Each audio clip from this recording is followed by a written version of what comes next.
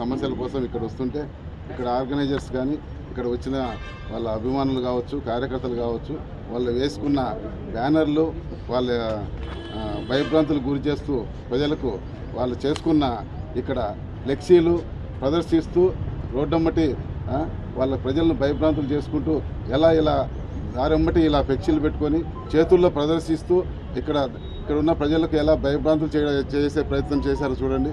వాళ్ళు వచ్చిందే పర్పస్ ప్రజల కోసం, దానికోసం వస్తే ఎవడైనా రాని తొక్కి పడేస్తాం అని అంటే అర్థం ఏమంటే అర్థం చేసుకోవాలి. అలాగే ఎవరిని వదలం, ఎవడైనా రాని తొక్కి పడేస్తాం. రేపు పొదిల్లో జరిగేది ప్రభుత్వం రూల్ కాదు, జగనన్న రూల్ అని ముందు రోజే వాళ్ళు సోషల్ మీడియాలో ప్రచారం చేసుకొని కార్యకర్తలంతా రెచ్చగొట్టుకొని ఇటువంటి ఫ్లెక్సీలన్నీ వేసుకొని రోడ్ల మీద నిన్న భయానక వాతావరణం సృష్టించడం జరిగింది.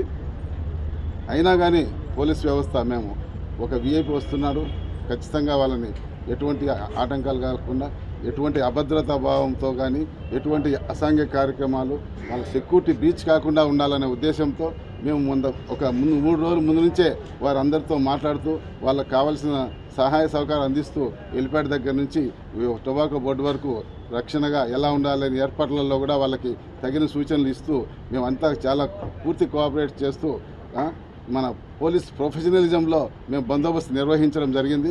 అలాగే మా ఎస్పీ గారు తప్ప మొత్తం జిల్లా యంత్రాంగం అంతా ఇక్కడ బందోబస్తు ఏర్పాటుకు ఆ కార్యక్రమాలు, ఆ వ్యాఖ్యలు, ఆ ఫ్లెక్సీలు, ఆ బీభత్సకాండ దౌర్జన్యం చేసే విధంగా అవి చూస్తే ఎవరికైనా అర్థమవుతుంది వాళ్ళు ఎంత అక్కడ ప్రజలు భయభ్రాంతులు చేయాలనే ఉద్దేశంతో ఆ కార్యకర్తలు కొంతమంది తీవ్రంగా ప్రయత్నం చేశారో.